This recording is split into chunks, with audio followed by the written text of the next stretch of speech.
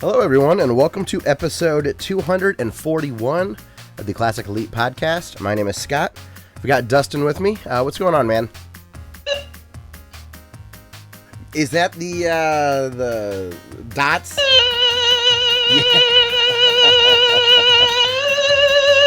To our audio listeners, sorry about your bleeding ears. That was a the shaking ghost that Dustin was. That right? Is that last week's? Yeah. Everyone's talking about the dots. That's not what I was picturing. I don't think that I had those. Kind of looks like this on the inside. Yeah, there you go. Do you have the spider one handy? No, I don't own that one yet. Oh, they were $10 a piece. Yeah. Oh, I thought it was like the set for $10. Oh, wish. One day. You'd be like, I'd clean out their stock. So yeah, welcome to episode 241. We'll be talking about video games here in a little bit since we're a video game podcast. But before we get started, Dustin, how has the week been, man? It's been long. I'm not even sure why. I can, from my perspective, I can point to a few reasons why. I'm excited it's not work anymore. Did you have one of those days where you're excited because it's Thursday and tomorrow's going to be Friday, and then in the afternoon you realize it's only Wednesday? Oh, no. Okay. That's the worst. That does. Yeah. Every once in a great while, I will have it be Thursday, and I think it's Wednesday or something, but that's very rare. Yeah. Usually the sad way around. So, you know how I've been fighting with this whole, I don't want contracts, but I want to be able to watch live sports? Right. I switched from AT&T to Spectrum Internet. I told you I have faster internet now. Mm-hmm. Well, it dawned on me, I should just try to see what happens if I hook my TV up directly to the RF cable that's going from my wall to my modem. Mm-hmm. Holy shit, did I find a lot of channels. All the major ones. It stinks because it's standard definition, but both ESPNs and the little transcoder box that I used to have hook up to my over-the-air antenna. Mm-hmm. I guess my channels here in Ohio aren't encrypted by Spectrum because it found them all. So my Plex DVR works. I can watch live TV through Plex now. It was pretty cool. I don't want to talk about it too much because I feel like I'm getting like $50 worth of cable every month and I'm not paying for anything. Yeah. It's just included, but it's pretty great. So now I am not at the mercy of the weather to watch college football, which starts in a month.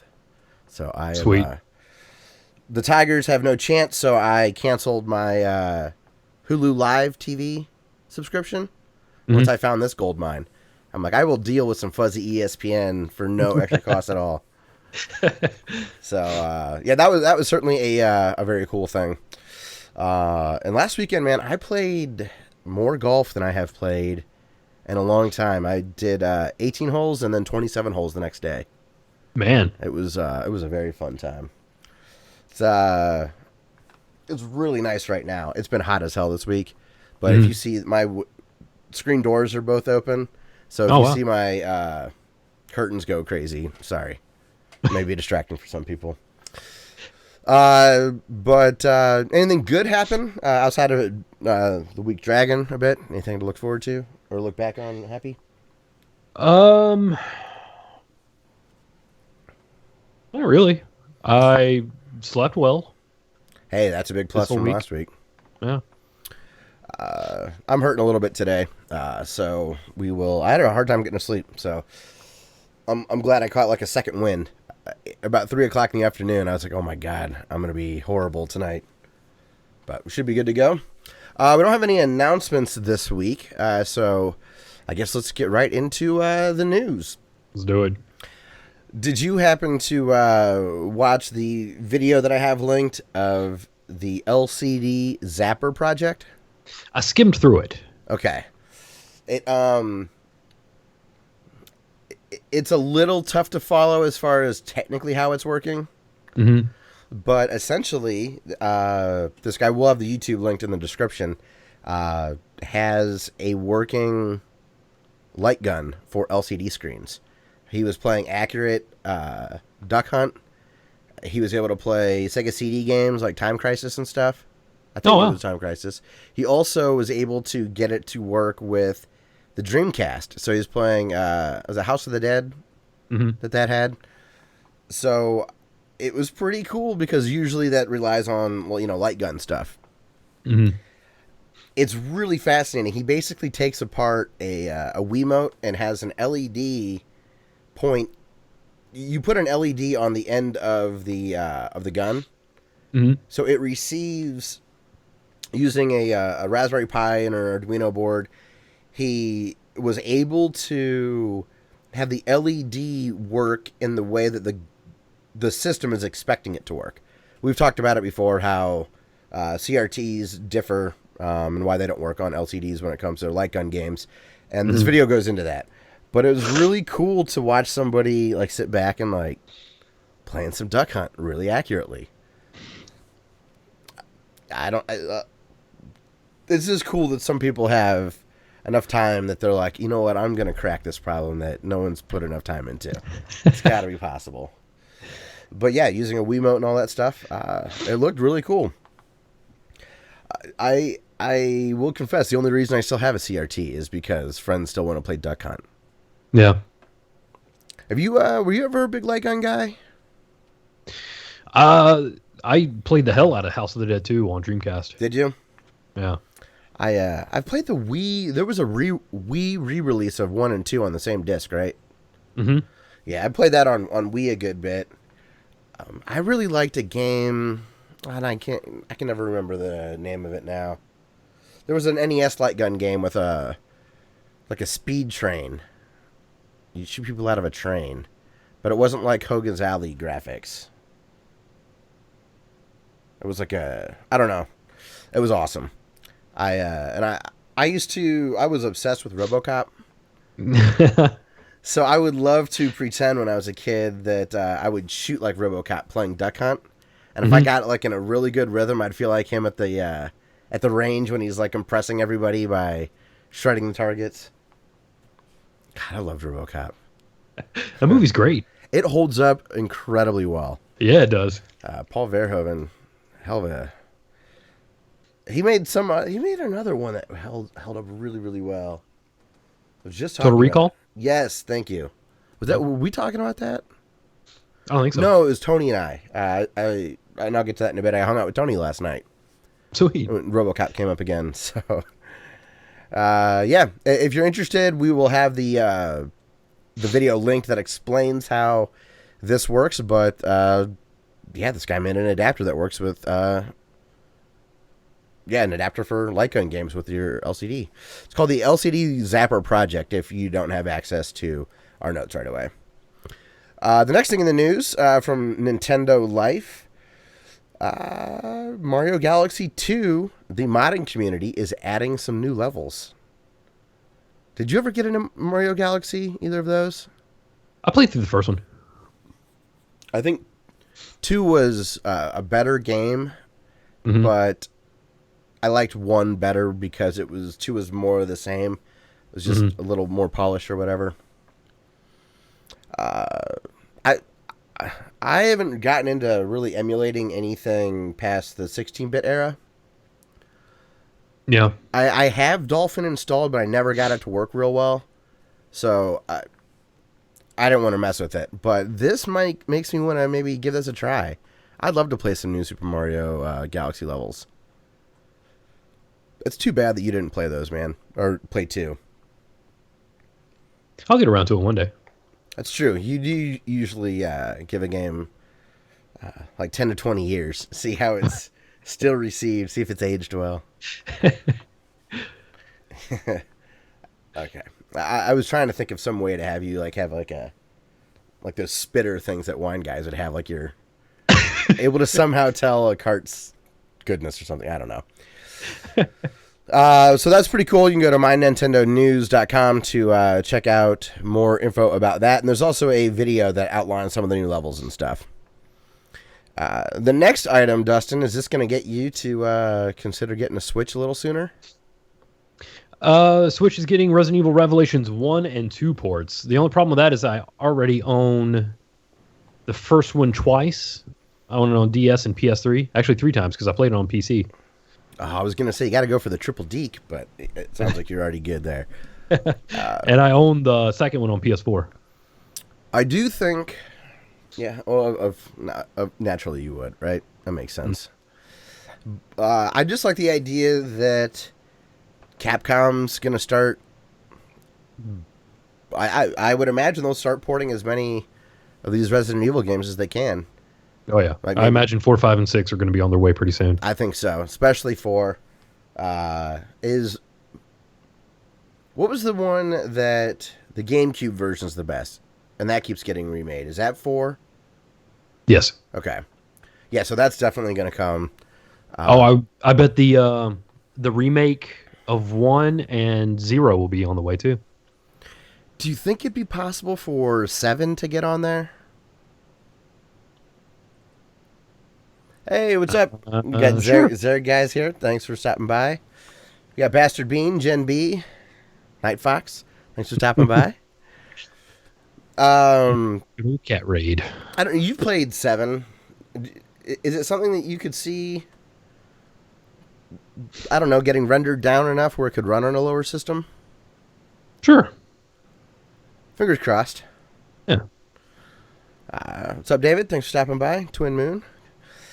And I'm just excited at the fact that even though I don't like Resident Evil, or maybe I would, I've never played them. I just like the idea that some third-party people are at least getting involved. If these sell real well, maybe Capcom will be more likely to, I don't know, not put out a $40 Street Fighter. Maybe they'll be more willing to put some more stuff out. If they can get some good traction on the system, that'd be cool. Next is our buddy Dumez is going to be very excited about this because more people are going to be able to play Bayonetta for free this month. It's one of the Xbox games, and I downloaded it. I played a little bit of it when it was on Wii, but I played 2 the most. Yeah. Did you ever get into Bayonetta 1 on 360? No, I've never been big on those character action games. They always make me feel stupid. You don't button mash the right way? Apparently not. I've never played one of those well. I do kind of like those games. Well, I haven't played a ton of them, but I love Lords of Shadow, and that's kind of one of those. Okay, yeah, I dropped that one down to easy and played to it. That's a good one to do that too. I never got into the God of War games, but I really like to play one of the Vita ones. They're sitting there installed. I really like to give those a go. But also related to that, we have August games from the PlayStation Network, and there's some really good ones here this week. The one that I was excited to tell you about, Dustin, is I'm going to get a chance to play Just Cause 3. Introducing new Nintendo 2DS XL. GameSpot, god damn it. This is why you need to ad block people. Video starts playing right away. But Just Cause 3 is going to be on there for PS4. Assassin's Creed Freedom Cry. I've never heard of that before. But Downwell, that's a really good game. I have that on Vita. PS3 has a game called Snakeball and Super Motherload. I don't know what those are. But Downwell is also in Vita, and a game called Level 22. But Just Cause 3, man, I'm excited to get in there and, I don't know, try to ramp myself off an explosion of dynamite off of an airplane through the support cables on a bridge. Yep. With my parachute to kick a guy out of the driver's seat of a Jeep. That's right. That's probably something that's happened. I'm sure it has. Some of my favorite videos that you used to put up is you just goofing around trying to see what you could do in Just Cause. That was 2 that you did that, right? Was that 1? That was before you could put up like multiple grappling things on like you could only do one grappling line. This one you can do multiple. I'm excited. I haven't really... I don't know. I've come around on the idea of making my own fun in a game in a way. Since I'm not paying for this, I definitely am going to fire it up and try to play an hour or 2 of it. You know? Yeah. Whereas I wouldn't have before. Turning me into a weird video game player, man. Come to the dark side. I'm not gonna break it, but this game that feels like a game where it comes out of the gate broken, so I don't have to do any of the goofy stuff, which I'm looking forward to that. How much did you play the third one? I'm not really excited about it. I haven't played it at all yet, actually. Okay. It's on my backlog. Oh, and you dropped your PSN. I did. I was thinking about it, and then it charged. I'm like, oh well. I guess I have it for another year. Next, this is cool. I have not watched this yet. Yes, the our good friend John Learned, he put out. I say good friend, but he doesn't know who we are. But yeah, I love him deep in my dark meats. He put out episode 14 of the Annotated Symphony of the Night. Let me ask you. I watched this first two. Mm-hmm. Can I watch these out of order? I didn't watch this one. Okay. I didn't know if he had a particular progression he was going through. I know that he gets in deep cuts, but if there was like a linearity or a continuity between his episodes as far as like the progression through the castle. Mm. But it doesn't matter. Just watch whatever. I think it'll be fun. But yeah, for those who don't know, we've talked about it before. The Annotated Symphony of the Night series is he's going through and like room by room, he's going through Castlevania Symphony of the Night and explaining like the detail in the background. He'll talk about the armor that you find, the weapons that you find, like how they where they come from in the series, like where they come from in like, oh, this item is named this, it's from the Silmarillion from Tolkien and blah blah blah blah blah. This is Greek mythology. It goes back to this story. Blah blah blah. It's awesome. Yeah, and great production value, crisp video, great audio quality, good voice. So, yeah, definitely good there. What was his John Morse? Right? Is that his name?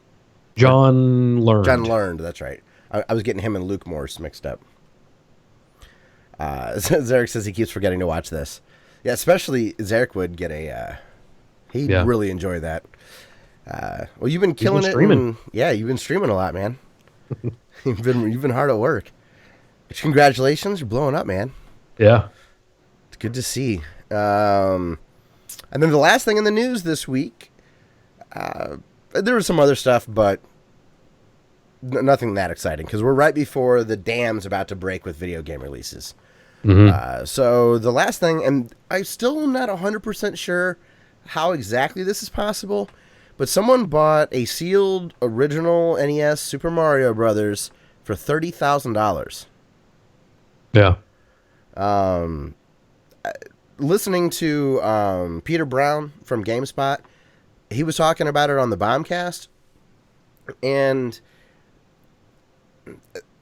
essentially there were several different releases, and this is one that they would estimate there's a very few amount of them, 12, 30, I forget, but a very low amount.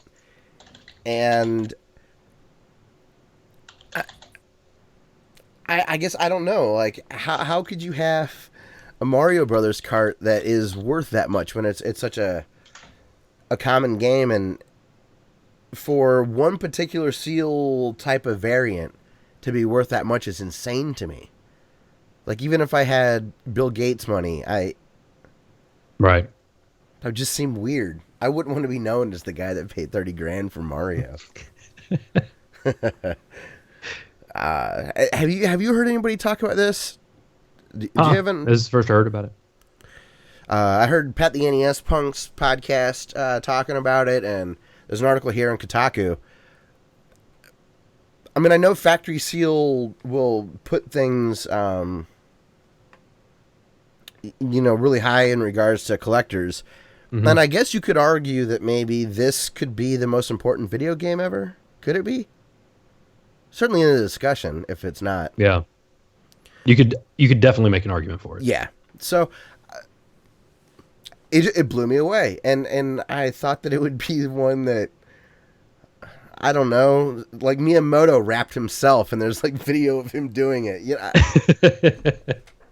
It doesn't make any sense, but it's still nonetheless it's crazy how much the top end of video games sell for in the collector's market. The worst compilation of all time, Nintendo World Championships. Yeah, $10,000 for the gray ones or whatever for a loose one. That's nuts. If I had a cart that had a comma in the value of it, I'd sell it. I don't. I'd rather have new gutters than don't you dare than a cart. Will you quit the show? Right. I'll be having to send out recruiting stuff. I'll fire myself. I quit. That man, that would be heartbreaking. You'd make me check in once a month to show the cart to you. I need to have like a bootleg version to like prove it's proof relevant. of life. Yeah. What might be a game? If you could have, I guess, mint or a perfect condition that you would want. What's the game that you would spend the most on? You don't have to have a number, but what might be the game you would say, okay, that's the one I would, above all else, I'd want that one. So if your limit's $500 or $10, what would be one that... I'm trying to think. Some of my absolute favorites, like a Contra would be up there, or a Mega Man 2, or Zelda. But I think I would stick to NES. I know that Castlevania. much. Yeah. Which one? Rondo, or would you go with the one that started it all? I think if I like to have a sealed copy, I think I would go with the original. Just like a pristine, it looks like it just rolled off the factory sealed copy. The first, I think that's, another one I would really consider is Super Mario 2. I got that on Christmas, and I adore that game. So that might be one that I would consider. Kryler1 in the chat said Chrono Trigger. That's a good one. That's a really good one. Oh man, Chrono Trigger is so good. It would definitely. I can't say that too much. I'll Chrono Trigger Xeric. Oh no! Oh, that's right. He's gonna get mad. Yeah. Okay. You're speaking our language. Yeah. NES Contra. That's. Yeah. Oh, I forgot to get it ready. Oh well, maybe I'll show it for next week. I got something neat to show you about Contra. Just walk away from the podcast. I do it all the time. But you always come back in a frame with something that's worth it. I don't know. We'll see. We'll see how excited I get. Yeah, it'd definitely be an NES game. And one of the big hitters. I wouldn't go for value. I'd go strictly sentimental. Yeah. And Castlevania. Same. Yeah. I would have guessed Castlevania 1 if I were to take a guess. But it could be open to any system. It's funny that we still go back to like what we had, what got it all started. For both of us, it's purely sentimental. Yeah, absolutely. It's not value at all. You know what? Castlevania 2. That one's a really good one too. Simon's Quest. Like I know people poo-poo it all the time, but I love that game. I love the music in that game and the box art. I remember the box art vividly at Network Video in this little strip mall. Yeah, it's weird. They also had a bootleg Super Mario 2. It had like a ribbon in it. It was very strange. Yeah, I think I would go Contra with Mario Brothers 2 as my close second. Zarek says Mario Brothers 3. I think that's also an excellent choice. Yeah. Yeah, Zelda, of course. It sounds like when someone's like, who are your favorite bands? Oh, the Beatles. Like, it feels like these are the answers, but it's true. There's no use being a hipster with NES carts. If I went with Mario Brothers 3, I would want a sealed copy of Mario Brothers 3 along with a sealed VHS copy of The Wizard. Yes, so you can shadow box them together. Yeah. Yeah, that would be awesome. I have The Wizard on DVD. How's that not on Blu-ray? That's a travesty. What is happening? Another really good game. Have you seen the new Game Dave episode? Jackie Chan. Yeah, that game looks Yeah. awesome. That game is awesome. I used to have that when I was a kid. Have any of you guys in chat played Jackie Chan's something or other on NES? It's Jackie Chan's Action Kung Fu. It looks great. The sprite work's incredible. Mm-hmm. The animation on the main characters good. They're big sprites for the NES. Was that Sunsoft? I don't remember who the developer was. I think it was. It was Hudson Soft or Sunsoft. Maybe they published it. Wouldn't shock me if they were involved. Yeah. Sunsoft had way more hits than misses. Yeah. Yeah. Zerik's got Super Metroid and Link to the Past as something he would consider as well. Oh, Night Fox played it. Oh, sweet. Did you play it on an emulator, or did you get to play it like rent it, or did you have it? I'm sure that's a valuable game. That's like $60. That's value. Yeah. Yeah. It's above what it's retained for. Its quality. Yeah. Or retained its price for. Yeah. Actually, no. If anything, it's gone up in price because that's a loose copy. Okay. Complete copy will probably run you over $100. So who needs video game price charting? We have Dustin. Let's follow us. That's just how many times I've ever been like, man, that game was awesome. I wonder what it costs now. That's probably I've probably done that for every video game ever. Yeah, that's a weekly occurrence, if not daily. Zarek says, was there a Mario 3 Wizard bundle? There should have been. I bet so. Or I bet there wasn't, but there should have been. I agree with him. That's what I mean. There definitely should have been. I mean, I still remember my buddy's birthday party. We were over at Nick's. All of our minds were blown watching The Wizard on VHS. Yeah. There was another kid. It should have been like Mario 3, The Wizard, and a lock of Fred Savage's hair. Give me Jenny Lewis's and I'm in. Right. But it would have to be Jenny Lewis now because otherwise it would be Jenny Lewis as a kid. Well, no, because we were kids when she was a kid, so that's okay. It would have been age appropriate. That's not pedophile. No, it's only pedophile if you go back in time. Yeah. Hey, there's a weird cyberpunk thing to think about. Jumping. Yeah. So I had something else. I was gonna. Oh yeah. Also, there was a kid at the swimming pool when Mario 3 was out. Mm-hmm. He had the Nintendo Power, so he knew where all the whistles were. Ooh, all right. His name was like, I don't remember. This kid might have moved away. I heard his name only that summer and knew him as the cool kid that had the Nintendo Power with all the whistles. I saw the stuff. I never heard from him again. Like, I don't know if he was someone's cousin visiting or if he just went to a different school and moved away. I have no idea. But Chris Durr, I will never forget that guy. He was a Mario 3 angel. Yes.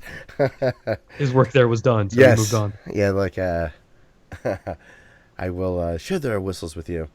I needed those for some of those tank levels at the end. Yeah. Stuff got hard.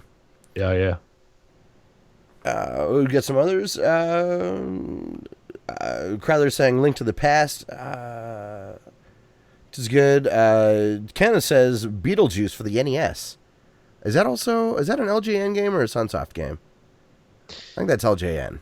I think it's an LJN game. I've never played it. Me either. Zarek says those damn Nintendo Power kids. They got all the girls. And that's how I looked at this guy as like the star quarterback at the high school. Yeah. The second or third grade, whenever that came out. Yeah.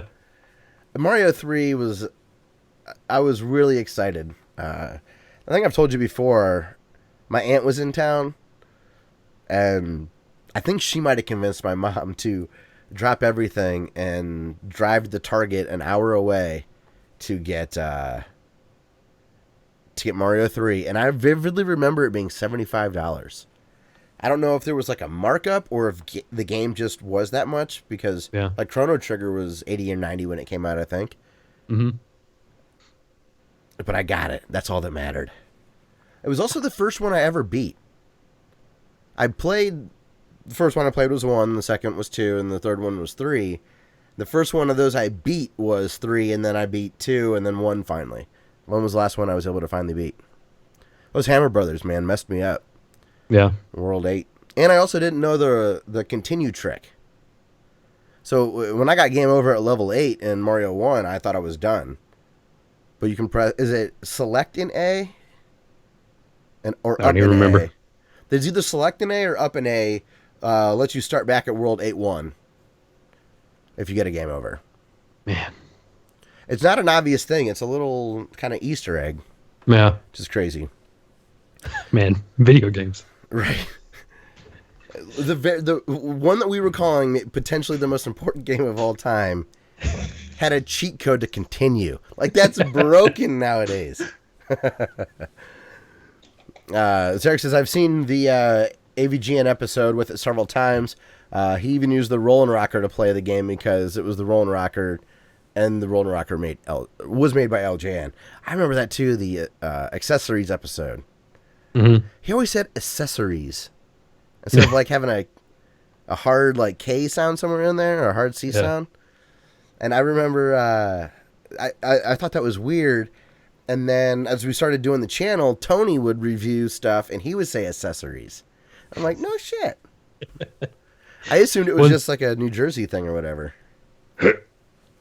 One thing I noticed, the completionist, he will say important. Okay. He doesn't say important. He says important.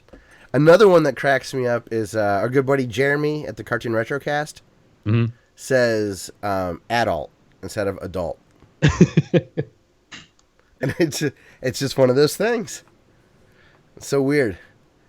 And we get called out on the way we pronounce things sometimes. Yeah. It's how it is. All right. Well, that's it for the news this week. So let's get into our YouTube channel of the week. Channel of the week. Let's go with Indigo Gaming. All right. I found him Krylo's going to be happy. yesterday, I think it was. Okay. But he does kind of video game documentaries, like half-hour long video game documentaries. I watched his Chrono Trigger series retrospective, and that was pretty good. But today I realized that he does a series called Cyberpunk Curated, in which he goes through cyberpunk video games. Are you ever tempted to message these obscure cyberpunk YouTubers and say, were we separated at birth, or trust me, we're best friends? Whenever I see it, I'm like, dude, I should totally message them. But then I'm like, nah, I'll look like a creeper, so I don't. We just need to get big. Yeah. Then it'll be like, hey, I'm not looking for anything from you. You're fucking awesome. Would you want to be buddies? Here's my Nintendo name. Or here's our Discord. Note to self, create Discord. We do need it. Maybe someday. I know. It'll be all these things we want to get done. That's our Patreon. Yeah. Which I'm frustrated with Patreon right now.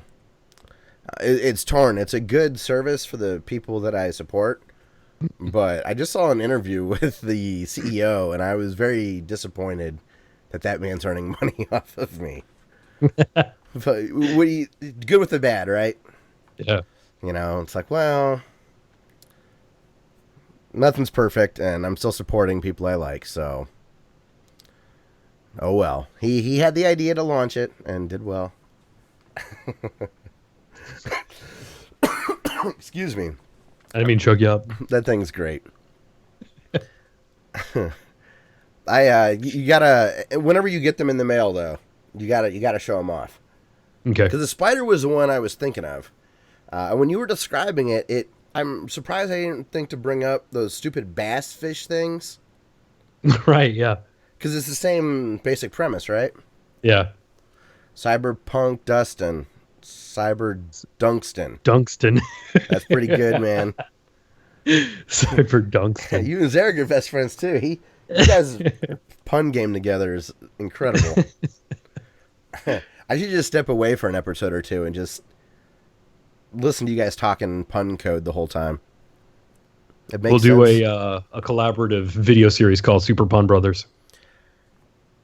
Yes. Like those, God, what's that YouTube channel that you showed me? Where the dudes just basically tell dad jokes back and forth, and they get points if they make the other one laugh? I think that was Dude Perfect Okay. that did that. Those are so funny. Yeah. Really, yeah, good stuff.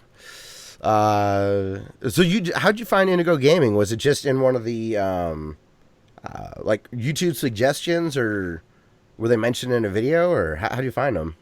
Yeah, they the YouTube algorithm stopped recommending our own videos to us long enough to give us something that we'd actually want to see.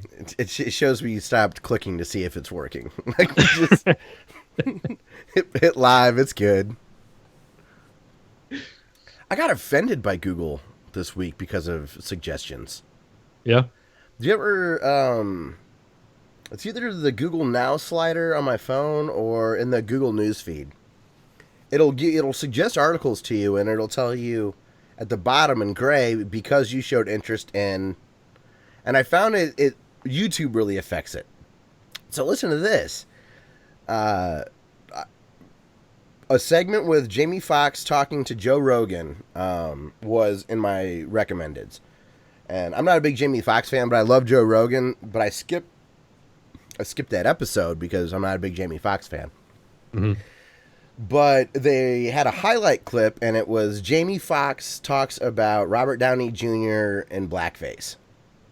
I'm like, that's probably a really interesting discussion. I'd like to hear about that. Yeah. So I listened, and it turns out they have a really cool project coming up that sounds really funny, and they talked about Tropical Thunder, like that's where it came about. The next day after I watched that video, it showed me this article, and the reason was is it said, you showed interest in blackface. What? It should have said Joe Rogan or Jamie Foxx or Robert Downey Jr. Like, why did it go with that? Oh my goodness. It's like, what the fuck, Google, jerks?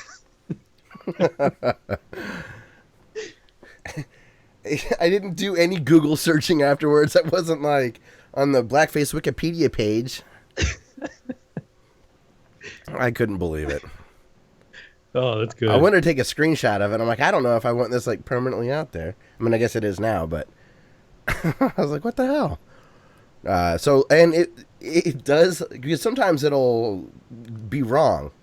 Mm-hmm. So it allows you to click the dots and say, I'm not interested in, and it'll give you either the source or the topic. Uh-huh. So I had to tell Google, no, I'm not interested in blackface. Oh my goodness. So ridiculous. So. Oh man. All right. Well, that's YouTube. So I guess let's talk about what we've been playing. Dustin, you've had a pretty busy week as far as video games are concerned, man. I have. Oh goodness. Speaking of things that made my week, and puns on Twitter made my week because I made Nintendo Legend want to quit Twitter. Really? Yeah. He couldn't top you? He said, I just accidentally dabbed. Please let me sit here in my shame. That was his tweet. Okay. And I tweeted back at him, a little dab will do ya. And he tweeted a reply, I quit this stupid site. He's great. If you guys are into Twitter, you should follow Nintendo_Legend. Yeah. He's awesome. He's great. He's a super upbeat dude. He's got 2 cute kids. Good dude. Very active in retro gaming community. Yeah. He was one of our first guests. Yeah. He was like episode 24 or something. Mm-hmm. That would have been almost 7 years ago where we met him, Yeah. which is crazy. But it looks like Dustin Minecraft is on here. It is. It was dicey. He had seen it before. Yeah, I played Minecraft. Oh boy, how did that go? It was all right. I built Solomon a house with an attic. He really wanted a house with an attic. You should have just made a treehouse. Like in real life? Yeah. I'm terrible with woodworking. Well, then you'll have a built-in excuse on why it's not ready yet. Yeah, but he'll my dad is awesome. I trust his intelligence, and then he'll climb up there and he won't be able to hold his weight and he'll die. So Okay. Well, yes. I mean, that would be on you for letting him on there. You'd just be the carrot in front of him. It's purely decoration. Yeah. Aesthetics, son. You'll understand. So, did you put anything in the attic? Can you do that? I'm sure if you know what you're doing, you can, but I don't. And I created a house, or there was like a frame of a house, and I created an attic, and I was looking at it, I was like, that's not very good. So I tore it all down and redid it, and I like the attic, but then there was a window broken, so I had to fix that, and then the patio that was outside had holes in it, so I had to fix that and refix the fence that went around it. Okay, so you could have done all of this in the real world. Yes. You would have had more fun. Well, no. Actually, I can't do that in the real world. You want me to build a computer or fix something, I'm good. You want me to make something out of wood? Unless it's a steak for a vampire, I'm not. I've got nothing. Oh, that's fair. Okay, so, all right. Well, I've never played Minecraft. This is your first time. Mm-hmm. Do you have an inventory? Did they drop you in and you had blocks? Yes, I set up his server.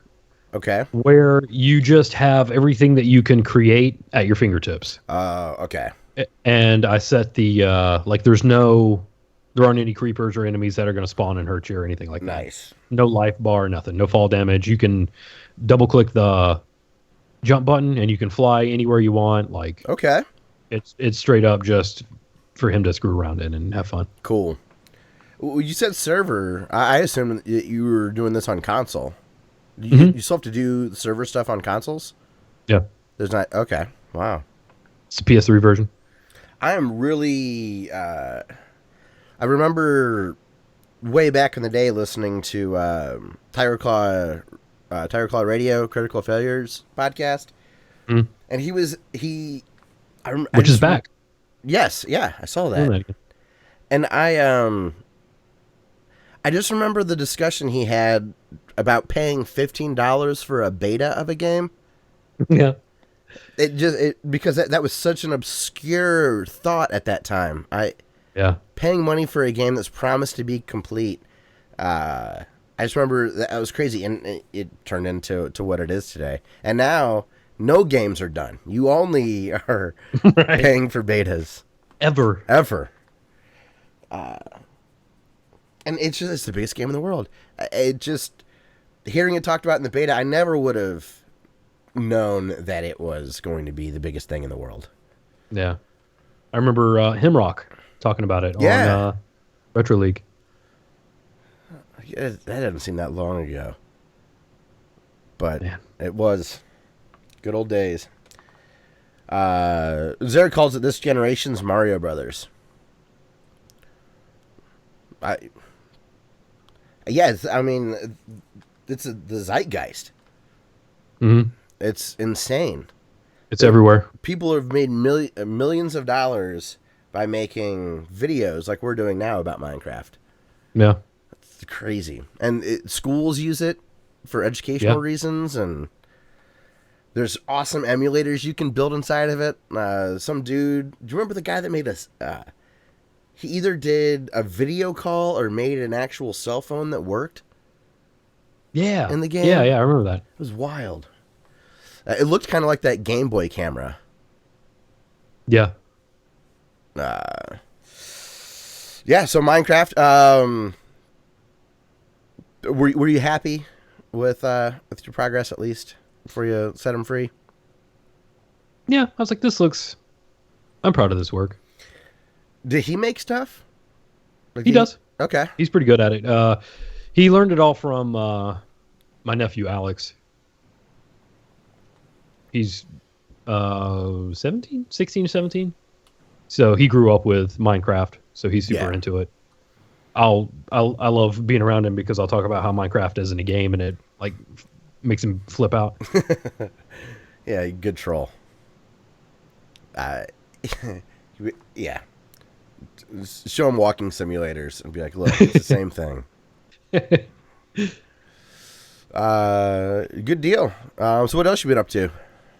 I played a little bit of Skyrim with Solly because Zerik's been making me want to play it. Yeah. And it's hard to play because like I'll play through stuff and I'll try not to look at like the dead bodies that are sitting around. I was gonna see if the dragon scared him or the violence did. No, he's gotten pretty good about stuff not scaring him. I think it's all the horror movies I force him to watch constantly. No. He will get I'll shoot at like there'll be an enemy off in the distance and I'll shoot at him. And when you shoot them, they're like, "Hey, I'm gonna go kill that guy because he just shot me with an arrow." And they'll start running at you, and so he'll get really like, "Oh, get him, he's coming!" Like kind of jittery. Cool. But yeah, other than the the embalmed corpses, as long as I don't focus on them, it's pretty good. Are you just opening up one of your broken save files, or did you start new with him? No, I'm still using my OG save file. I started in like 2011 or something. You had 500 hours in before you went to the first quest. Yeah. When I booted it up, my save file was from 2014. That's a big break for you. Yeah. I'm impressed. Cool. What's Gate of Thunder you played last week too, right? Yeah, I played both Gate of Thunder and Terraforming, which are both shooters on the Turbo Duo, and they're awesome shooters. It drives me nuts because I'll play them at night and I'm tired, so I'll make a mistake. And I'll lose weapon power-ups or something, and I'll start it over, and it's just this endless cycle of me playing horribly. I'm having a hard time not playing a difficult game when I'm trying to wind down. Yeah. From an old school perspective, in a little bit I'm going to be talking about the Disney Afternoon Collection. Mm-hmm. Those aren't good games to wind down with, but it feels like hey, it'll be fun little arcadey action. And I said, they're getting pissed at myself. And I got an achievement for not using the rewind button. So now I'm hesitant to use it at all, even though I should, just so I can enjoy the game. Yeah. It's like That's really smart. You know how there was one game that gave us an achievement for watching the credits? And now we watch every video game credit just in case? I don't want to hit the rewind button just in case I lose an achievement, even though Steam achievements are worthless. I saw it pop, and I'm like, oh, don't hit the rewind button. Get Cheat Engine. Get all of them. Yeah. Then I can have my account banned after the summer sale. Yeah. Terraforming's different than... you didn't talk about that one last week, though. Right. Is that still lefty, rightly, or upply, downly? It goes left to right. Okay. But that is a game made... I think all the art assets are made by Sid Mead. He's like one of those old school futurists, like builds, like draws spaceships for like. Oh, okay. Yeah, I see one of the art pieces, like the kind of guys that would design where people would live in bubbles in the future. Yeah, yeah. That's actually going back a couple of weeks. Spider1A, the guy who does TurboGrafx reviews exclusively. Yeah, it was his first review. Really? Yeah. He's actually the reason I own it. It's a little great here. One of the suggested, I'm trying to look on Google Images for screenshots. No. There's of course, a Minecraft thing. I don't think it's related, but it's just one of the image results. Yeah. Google knows what we're talking about. Just like AT&T knew we were talking shit about net neutrality. They cut us off right away. That was pretty funny timing. right as soon as we talk about net neutrality, Yeah. stream starts getting wonky on us. It's like, wow, that's crazy. I didn't know the NSA ran AT&T. But you said this is left right as well. Mm-hmm. Do you prefer that or up and down? It just depends on what mood I'm in. I think I generally like up and down, but I definitely like some that are sideways, like UN Squadron. Mm-hmm. Damn near impossible, but I adore that game. I feel like the up down orientation games are a little more forgiving. Yes, I would agree with that. As long as you're not playing a bullet hell shooter. I was gonna say, but that's where the bullet hell becomes absurd. Yeah. But I think I like the up and down ones a little more, just because that's what we got in the arcades, and one of my favorite games of all time is Galaga. So I think it's just that bias is all that it is, because like R-Type and Gradius, like those are amazing, and those are left or right. Yeah. Do you have a favorite shooter or shoot 'em up on TurboGrafx? On TurboGrafx, it's probably Gate of Thunder. Okay. That game is amazing. It's really cool. I went back and watched that. Again, I'm just floored at the pristine composite quality coming out of that TurboGrafx. Yeah. Because I looked at some of the Super Nintendo and Genesis footage I did a couple years ago with the same hardware, POG hardware, and they look muddy and gross. Yeah. Yeah. Sweet. That scalar thing that you are using looks awesome. Yeah. That TurboGrafx is... I always wanted one of those. I really should at least emulate. I don't know. I should give it a go. I always looked at that system with an envious eye. I got it. I just solved all our problems. You need to find the one game you have that has a comma. I'm sure it's just sitting there somewhere. You just gotta Somewhere. find Yeah, it. right. Then you can sell it Okay. and buy a Turbo Duo. I might have to put a couple of them together, but it's possible. See, that's a good upgrade. Yeah. You could get it like RGB modded or like region modded if you had enough money. Already got your Okay. caps. All right. Hey, look. Not everybody has been so successful in the video game stock market as you have, okay? You could throw a dart behind you blindly and hit $500 games. It's true. That's true. So I know for someone like you, just saying, just sell one of those $1,000 games. You got it. $1,000 that'd wipe out quite a few of my games. I need to bundle like Chrono Trigger and mostly my Super Nintendo games. Those have gotten really good value. I don't have any rare NES games, just really good NES games. Yeah. Like games that are expensive because they're good. Like there's a million Contra carts, but no one gets rid of their Contra carts. So there's very few for sale. Yeah.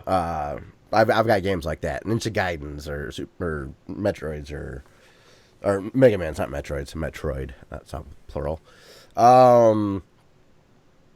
Yeah. Okay, outside of... Sorry, I went way sideways on you there. So what else you been up to? I played JRPG for the Turbo Duo. It's called Dragon Slayer. I think it's the first Legend of Heroes game. If it's not the first in the series, it's probably the first that we got over here. Maybe. How could you possibly... One of the most popular video games of all time at this day was Dragon's Lair.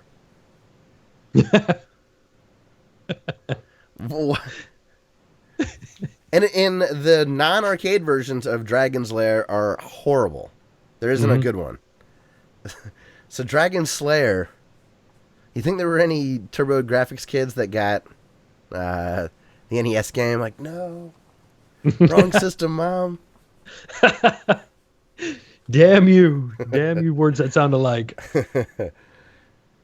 But what you said it's a JRPG? Yeah. Who made it? Do you know? It is. Well, it's all the way over there. I I can think try to find it. it's a Falcom game. It's I got think. great artwork. Oh, it's a movie I was looking at artwork for. Oh, well. So, what, I guess, how much you played? I played about 2 hours of it. Okay. So I got started. I am. You're probably still in the first village. Your dad's probably sick. He died. He died. Okay. Yeah, he died already. Have you met the funky colored haired girl yet? Or the inevitable princess? I met. Let's see. I had an old mentor. Okay. He died. Of course. Right when my village was attacked by monsters. Okay. All right. Because I'm actually heir to the throne. And the guy who took over from my dad, he's like, evil. You know what? He just turned 16 and he's going to get coronated soon. Now I'm going to kill him. It looks like this is a well-reviewed game from 1989. Mm-hmm. Falcom was the developer. Yay, I got it right. Hudson Soft, Epic, and Falcom all were publishers.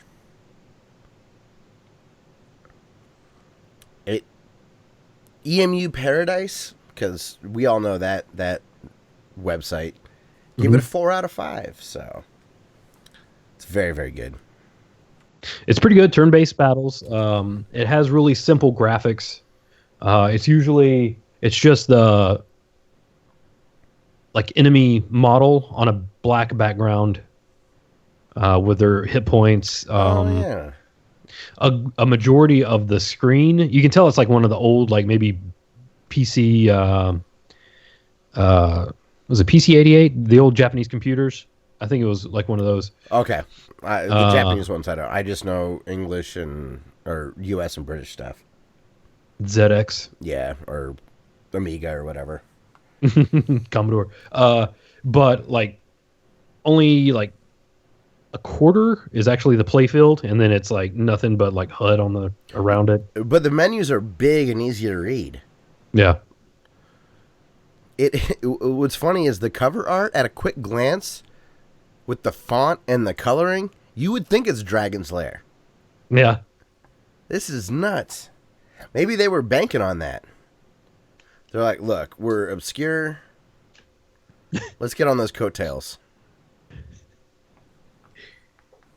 Let's see. It actually, the artwork looks great. Oh, so even the overworld stuff looks like that in the small playfield. Is that right? Yeah. So the HUD is always up. Yep. Oh, I thought I was just looking at the battle HUD. So it's a little weird that way, but is that maybe why it looks so good though? Because you're not rendering as many pixels for movement. Yeah. Like a way to cheat the system. Maybe so. You remember those FMV videos on the CD based systems? Yeah. Like they're not full frame or whatever. My CDs that came with our 486 computer had a lot of that. I'd see a video of a shark, but it would be dead center, not stretched at all on my screen. Was your brother way into that? Oh my God, yeah, you have no idea. It's Shark Week now too. So it's my brother gets more messages from people about Shark Week than I would if Notre Dame won the national championship. He's like, it's insane. People just come out of the woodworks like, oh, thinking of you, man, at Shark Week. That's great.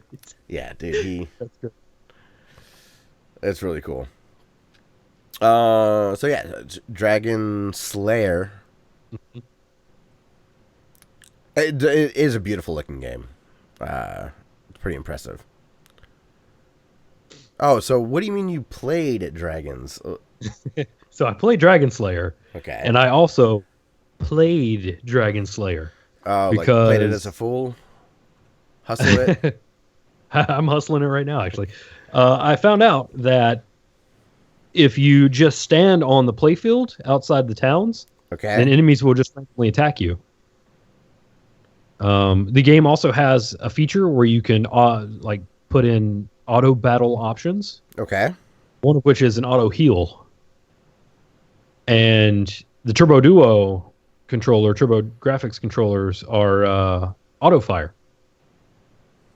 So if you use like a lozenge that you have in your drawer and a rubber band, you can just basically tape that button down.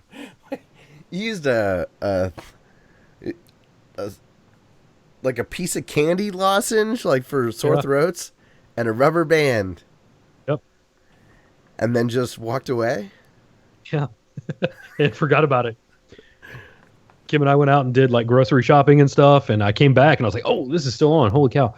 And I'm at a part right now where one cool thing about Dragon Slayer is it doesn't care that it's a game, and it will just talk about it itself like that. Okay. And it's like, hey, we need to go to the pit, and at the pit there's this dude who's real strong. So before we head that way, we need to be level 8. And right now I'm on level 17. it's still clocking. Like Yeah, right it's now. grinding levels right now. I love how you're basically like, I don't care. I just got this thing fixed. It's full bore all the time. I have turned it off. I haven't left it on because that was almost a week ago at this point. Okay. So it has had some breaks. Yeah. I think that first day it was maybe 3 hours. Okay. And that's only because I forgot about it. This is a CD game, and that console is, 25, 30 years old at this point. So I'm not going to just leave it on. If it was like a Super Nintendo game, I wouldn't even think twice about it. No. I used to do that with the regular NES all the time. Yeah. Play it before school, pause it, come back, and hope that it's not blinking. Usually wasn't. Yeah. They usually stayed pretty good. I rarely had NES games freeze on me. It's happened, but it rarely happened. That's usually from dirty carts. That's well, I'm glad that you didn't spend a ton of actual time breaking the game, and you just flat out broke it and then came back when it was convenient for you. This game is breaking itself for me as we speak. I love that that's happening right now. You're grinding a JRPG. That's so cool. Yes, that's... Go up. There it is. Video evidence. No liars here. And again, that still looks really good. I know it's like stretched and stuff, but even coming through the video, compressed through Skype and all that, it's still like nice and bright. And then, all right, you were hanging out with Zarek and, oh, what's that? Oh my God, yes, that is a lozenge. You know what's funny? When you were describing it, I pictured the lozenge oriented the other way. Yeah. And the rubber band going around the short way around the controller. I wanted to make sure not to hit the 2 button, because that's the cancel button. Ah, that makes sense. It's weird how, like, that's like reading a book. Mm-hmm. Someone describes something, an image gets in your head, you see it in the movies, you're like, oh man, I was way off. Yeah. But also, you were, so you've been hanging out in Zarek's chat while he's been playing some Skyrim? Yeah. Just hanging out, chatting, trying to pop off as many puns as possible. Whenever I get a chance to hang out over there, his audience is really cool. Yeah. Well, you were, so you have Discord installed? Mm-hmm. Discord works really well. Yeah. They shared a chat for his Discord server, so I popped on from time to time. Hell yeah. Very cool. Yeah, and thank you for the people that came over from Zarek's stream to hang out. Really appreciate it. Right. Good deal. I'll try to make myself a little more available over that way. It's the fall. I've been outside a bunch. I made a promise to myself I'd golf a bunch this year. I have done so. I have, you don't watch Rick and Morty. God damn it. Mr. Meeseeks would be disappeared right now. I have lowered my handicap by 3 shots over the course of this season, and I'm trending even lower. But one of my favorite episodes Too long to explain. I don't want to ruin the joke. Start watching that show again. You've watched like 2 episodes. It's back on. Last Sunday there was a new episode 2 of season 3. So you're in the. Sweet. Now's a good time to jump in. Cool. Well, you've been doing anything else this week? That's about it. Oh no, I played some Super Mario 64 with Solly. Nice. Was this his first time jumping into that, or has he played that one before? He's played it a little bit, but it was so long ago, it wasn't really. He couldn't do much. Now he's a lot more capable. Was he blown away by that starting space outside of the castle? Was it just because we experienced it at that time, or was it still magical for a little kid? No, it was. I'm pretty sure it's just that time. Yeah. Because before, I think around the same time he was playing 3D World. So. Oh yeah, which is probably more impressive. Yeah. Yeah, God, that was so crazy. Doing backflips and jumps and racing up Yeah. one. Oh, goodness. I tweeted it out. Easy Allies. One of the guys there did Why I Love Super Mario 64 so much. And he effing nailed it. Yeah? Like, he nailed it. It's perfect. I wonder who. My guess would be Damiani. I think he does a Nintendo show. I'll have to go watch that. I missed that. Yeah. Oh, man. He nailed it. Their podcast is great, too. If you don't watch these Easy Allies, they're the old Game Trailers guys. I'd highly recommend them. His first experience mirrored mine. Really? Except his was in a Toys R Us and mine was at Sears. I was at a rich friend's house. His parents Yeah. had one of those old big screen TVs. Mm-hmm. Unbelievable. Unbelievable. All I want to do is race that penguin. I couldn't think of anything else. I didn't care about anything else. That penguin blew me away. It just felt like the arcade stuff, the kind of thing you'd pay a quarter for, 30 seconds of entertainment. I don't know why the Super Nintendo or the 64, just had more magic to me than the PlayStation ever did, even though the PlayStation was stronger or whatever. Like a better processor could hold more game. I don't know. It just had that magic Nintendo sauce. Well, the PlayStation had, like, that's where a bunch of newbies cut their teeth. Yeah. Right? Like the God of War guy who was always stirring the pot. What was his name? Kratos? Yeah, the David Jaffe. Oh, okay. Like, he started on early PlayStation stuff. Okay. And he went on to do, like, crazy stuff like God of War. But Nintendo 64, you just had Miyamoto doing his thing again. Yeah. So he was like, let's see, we're going to make an epic game in 3D like no one's ever done before. Yeah, all right, I'll just bang that out on a weekend. And I remember seeing my friend playing Final Fantasy VII and not seeing any sort of a technical difference. I just didn't like the way that gameplay looked from the menu-based combat. I just wanted to run around and hack and slash. So Zelda seemed much more just like bigger and better without knowing any technical specs. There's just more magic to it. One thing I did fall for was the PlayStation marketing. Like the Ready 9th of September, Enos Lives, You Are Not Ready, that stuff, like that early PlayStation stuff. Like, to give you an idea, this is really going to date myself. I got a pamphlet and saw those marketing tapes playing on TVs in a Kmart in Kernersville, North Carolina. That store, it doesn't even exist anymore. Like, it has been bulldozed, and there's like a different shopping center there now. It sucks to have that kind of stuff happen. I just had... Yeah. Yeah, you just have things like that happen where you're like, oh my God, it doesn't exist. I had vivid memories there. Our Kmart wasn't torn down, but it's now a Best Buy. Yeah. Where I played the Virtual Boy. Oh, man, yeah. Yeah, I was going through stuff and I found this. Oh, yeah, I saw that on Twitter that you posted that you found your Blockbuster card. My friend Matt texted me and he was like, "Dude, is that your tweet?" And I'm like, "No, it was Dustin." I don't think I ever had a Blockbuster card. I had other video rental stuff, but Blockbuster was more expensive in our town. Yeah.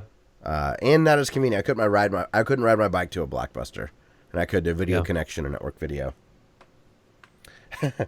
Night Fox says, to be fair, Kmart doesn't really exist anymore. That's true. Let's go first. Full circle. Full circle. Go up.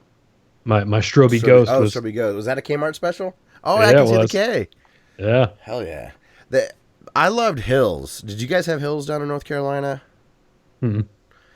They had this think jingle that was Hills is where the toys are. It was like a department store, kind of like, but more like Kmart.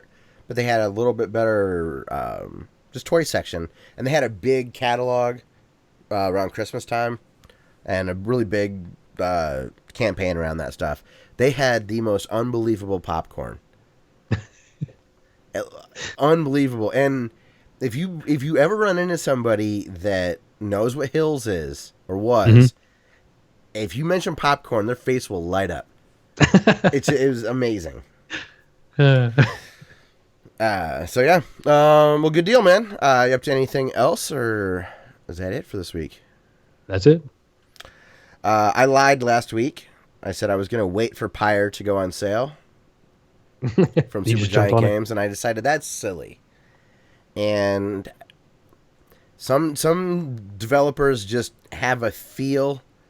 The gameplay between Bastion and Transistor is very different, but what's his name? First name begins with a D. I forget, but the guy that's done the soundtrack for the other games did the soundtrack for Pyre as well. Darren Korb? Korb, thank you. You nailed Yeah. it. You got it. Darren Korb, that's exactly what it is. So Darren Korb did the soundtrack for this as well, and it just feels like better Supergiant artwork. There's more life into the art style. The animation has a lot more detail going on, and not like detail as far as like adding more lines or fidelity to a sketch or a drawing, but just slightly more animation to things. It's just visually, it's very, very impressive from them. And I won't say anything else other than Brad Shoemaker said it best on Giant Bomb. Oh yeah, I forgot some of the guys at Giant Bomb or at Super Giant worked on strategy games and are big strategy game players. Yeah. It has this, and I'm not real far into the story, but playing the game is so weird and awesome. It's got this really bizarre. Remember American Gladiators? Mm-hmm. You remember the event where the gladiators would try to prevent the contenders from putting balls in like bins or. It's kind of like that. Okay. And then there's this weird, bizarre story going on, and I'm into it. I care about what's happening, and when they're telling the story, I enjoy it. And when I'm at a part where I'm playing the game, it makes sense narratively why I'm playing a game this way. It's great. I'm very impressed. I would highly recommend trying Pyre. It's $20. They hit another home run, it looks like. That's amazing. Yeah. I feel like Yacht Club will be like that. The guys that did Shovel Knight. Yeah. Pyre's great. So I played the Disney Afternoon collection. I've been hooked on that recently. I talked about it not too long ago. I played all the way through DuckTales on difficult, and that's not very difficult. Once you know the game real well, it's just the item drops are different. Yeah. The game's still incredible. Takes 20 minutes. It's a fun way to kill some time. Chip and Dale, of course, had to run through that. Darkwing Duck's too hard. I'm really, really struggling with that game. There's little things that trip me up from a control standpoint. Yeah. The way that you drop down levels, like to another level, is counterintuitive. It's like you have to press down and jump to put yourself in a hanging motion, and then like double tap down to let go, instead of like hold down and tap twice. Yeah, it's very strange. So there's a rhythm to it that I'm not good at. I haven't played it enough, but it makes the first boss fight really, really difficult for me. I just get really confused on the controls, and I feel like I get thumb-tied. But I'm hoping that I eventually beat it, because it does play well, and the music's, of course, incredible. I just, I'm frustrated that it just doesn't feel as well designed as a lot of those other Capcom games. So yeah. Does it kind of feel like when you play Bionic Commando and you can't jump? Yeah, it feels jarring in that way. Where that's a perfect way to put it. I know that it's not broken, but I'm not necessarily willing to go through that learning curve. Right, yeah. There's also a weird thing where if you press up, he puts his cape out in front of him. Okay. But I don't think it does anything. I've tried to block projectiles with it. It doesn't block anything. And I've tried to block enemies that are coming at me, and it doesn't block. So, and sometimes it can interrupt what you're trying to do. Yeah. It's strange. It looks rad. It does look awesome. When he draws his cape around, it looks really good. And you have infinite bullets like Mega Man. So it's almost there, and it's one of those games where you just learn the dumbness about it, and you'll eventually be able to get through. I'm just having a hard time getting motivated for that. And then Tailspin still sucks. It's just not good at all. And I keep telling myself I just need to give it a chance. I don't know how many times I've started that game. It's garbage. But eventually I will beat DuckTales 1 and 2. DuckTales 2 and Chip 'n Dale 2. That's what I meant to say. Yeah. Although those are not nearly as good as their first ones. But they don't seem as broken as Tailspin or parts of Darkwing Duck. Last night I went to Tony and I met in a town halfway, and we had pizza, wings, and beers, and played Hearthstone. Sweet. So hung out for a few hours, and it was great. I would just Tony's just starting the game, and I've been playing for years, and so we would just make basic decks is all I would do. So I wasn't like completely overpowering him from a card perspective, and it was just fun. Like, I don't know how many games we played, quite a few. So we got to hang out for about 3 hours, and I didn't talk to him today, but I saw the largest lightning bolt in my life when I got into town. It was beautiful lightning last night, just unbelievable. So I was wondering if Tony hit that on his way back home when he was heading south, because I didn't look at the radar or anything. And there was only one spot where it rained real bad, but it was just beautiful. There was some of that great spider lightning. Yeah. But this lightning crack I saw, I mean, it filled my entire peripheral view up and down. Wow. And was like thick, and it was awesome. Like something you'd see in Planet Earth. Cool. And it was like a block from my house. Not the lightning bolt strike, but like I was a block from my house, and I saw this thing light up, and I was like, oh my God, that was crazy. So, yeah, it was fun to hang out with Tony. Haven't gotten to see him in quite a bit. I would talk to him a lot, but not get to hang out in person. Yeah. So that was a lot of fun. And then, Dustin, have you ever heard of a site called Mondo Tea or Mondo Teas? Seems like a site you'd know of. Yeah, it sounds familiar. I bought the Contra original soundtrack on vinyl. Hold on. Let me see.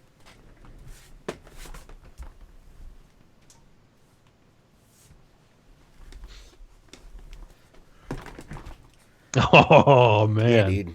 Isn't this thing crazy? All right, let me get my headphones back in, and we'll show you.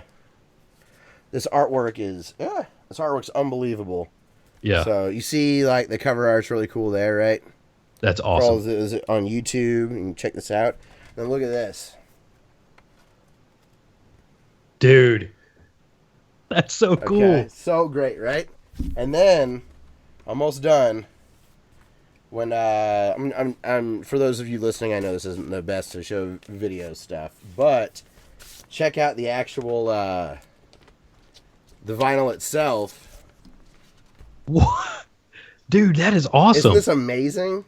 Yeah. It was $35, and it sounds so good. It's pristine vinyl. There's like no crackling or skipping. Oh, and man. One side is the arcade cabinet version, and one side is the NES soundtrack. Dude. When they showed up, I couldn't believe it. I'm like, this is unbelievable. Yeah. I want to say it was $25 and then $5 to ship it. Man. But the second I saw this, I was like, oh my God. Dustin's going to appreciate this because he just got that Snatcher. Yes. My brother showed me, he was bragging about buying the Jaws soundtrack on vinyl. Uh-huh. So I was blown away. I bought the soundtrack because the cover art was gorgeous, and John Williams' score is incredible in that movie. Then, of course, when I'm there, just like you were saying, sometimes good friends cost you a lot of money. So the second I go there, I see Contra vinyl, and I'm like, oh my God, how can I pass that up? And I want to say they only made 1,000 of them.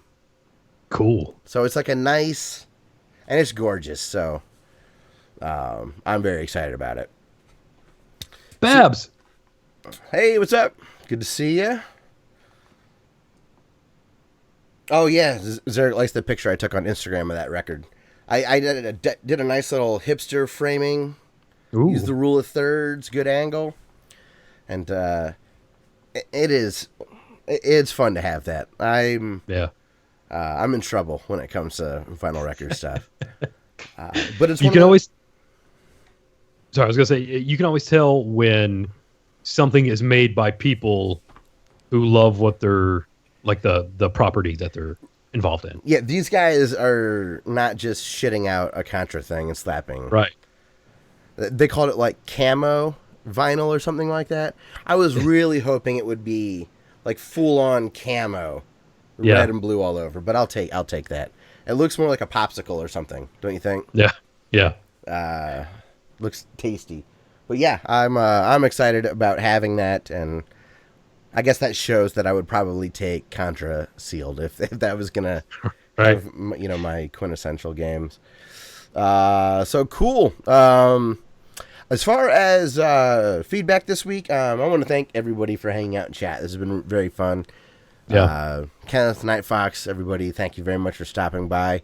We didn't have any listener feedback from last episode, but we did have a good and a bad thing with a bad thing that turned out to be okay with Dumbass. He sent a picture. He did a little video. His earphone on his Oculus busted. Like the plastic just snapped.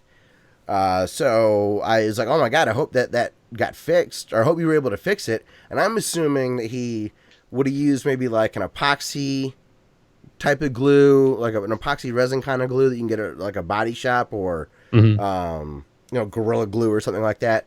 No, Oculus took care of it and seemed to be really quick with getting a replacement. So he didn't have to mess around with doing anything, which was good because it was like, oh man, that's an expensive piece of tech to have a piece of plastic cripple the system. Like that sucks. So, so Demez had a nice roller coaster ride of bad and then good again. And also, he did bring to our attention. Did you get to see the cinema sins of John Wick 2? Oh, no, I saw it, but I never watched. I never clicked through on it. Yeah. Another wonderful episode from Cinema Sins. You ever have a movie you love and you don't necessarily want to watch him shred it apart? Yeah. Yeah. But sometimes he shreds it in just the most perfect way. And you watch this and he's like, oh, he clearly loves this movie. He's having a good time with this one. So John Wick 2 was very, very good from a CinemaSins perspective. Isn't that cool that Tony's buddy knows him very well? I want to say the guy's from Ohio or something. Like, knows the CinemaSins guy? Yeah. Tony's like 2 degrees of separation away from him. Oh, small world kind of stuff. How are we not as big as PewDiePie? We know so many people, almost know so many people. We're just the roadies of YouTube. Yes. You know, we're just carrying equipment around. Yeah. Where you want this out? Yep. I got these cords. What do I do with You know, it? I'll take it. You know, just to live around the rock stars is good for me. The roadies of YouTube. I love that. So, all right. Well, everybody, if you would like to leave us feedback, you can comment in the YouTube video archive whenever you watch this, or you can send us an email at classicelite@gmail.com. That's classic L337. So, Dustin, before I wrap everything up for this week, anything I forgot about? Anything that you wanted to say to finish things off? I don't think so. I think we've covered everything. Yeah, good deal. Yeah, Zarek, I think you're right. I think we just stumbled into the episode title. Again, thank you for all the Zarek's listeners or viewers for coming over and checking us out tonight. And over the last several cat raids, over the last couple of months, it has been very fun to see you guys stop by. And Zarek, really appreciate it. I know you're in the middle of streaming, so the fact that you stop and come hang out is really, really cool, man. Yeah. And again, that's Zarek's gaming channel. If you're a listener of our show, you've heard us talk about him and be friends with him for years. So it's his channel name is XEARRIK. And this week I was talking to my friend, and she was talking about watching our show. Every time I talk to her about it, she asks about the cat cam. She's like, "Are you bringing the cat back?" We should almost do an episode. Just as like a shout out to Zarek, we should do cat cams one day. Yeah. That face rig thing is so cool. All right. Well, so shout out to Zarek. Go check his stuff out. And then as far as our stuff is concerned, streaming again is going to be a little dicey for us until the fall. So if you would like to catch our streams, just subscribe on YouTube and use the little bell button, and you'll get a notification when we go live or when we schedule a live recording. We should be getting the podcast out weekly, and then there will probably be one other stream a week, so worth paying attention to. And also want to thank Ben Landis very much for letting us use his song Through the Forest as our intro music. If you'd like to get the audio version of the podcast, that is available at our website, classicleet.com. Also, we are on, I got to change this. It's called Apple Podcast now instead of iTunes. Oh, all right. We're on Apple Podcast, Google Play, Stitcher, Podbean, SoundCloud, all that fun stuff. For social media, you can get a hold of us on Twitter, Instagram, Facebook, and YouTube. Let's see here. Oh, we got some good stuff in the chat. Wait, you got an evil pumpkin? Yeah, that was one of the face rig options. Oh, Zarek did show me that. That would be perfect for you. It's all like Tim Burton creepy. Mm-hmm. Like, not like, yeah, that'd be really good. Yeah, I'm sure we could find one for me. That would be fitting. Maybe a dog just to troll Zarek back. You know what I mean? Yeah. It says if you have all the DLC, there's like ridiculous 100 different avatars. That face cam thing is so fun. Good deal. But yes, those are the 4 social media places if you would like to get a hold of us. If you like any of the music we play outside, follow us on SoundCloud. It's also reshare music. I don't just post our episodes there. So, also, if you are interested in supporting the channel, we do have Amazon affiliate links in the descriptions of any of the places that you are listening to the show. So if you click on that link and buy something through Amazon, we'll get a small commission for it. And, this week for intro music, or outro music, Dustin, right before the podcast, or right before we started going live tonight, someone that we liked in the past named Impulses put up a song called Summer Storms, and I feel like I've been living in summer storms this week, so it felt serendipitous, I guess, to have that show up in our SoundCloud feed right before we went live. So, yes, if you like the outro music, you can go to our show notes and find a link to Impulses. The song is called Summer Storms, but go to SoundCloud, you can find Impulses. They've got incredible stuff. So, all right, well, everybody in chat and listening out there in the internet, thank you very much for checking out episode 241 of the Classic Leap podcast. And we'll see you next week for episode 242. Boosh. All right, I'm going to shut the stream down. Again, thank you to everybody that stopped out. You guys were awesome tonight. You guys rock. Thank you, guys. Thank you. We'll see ya.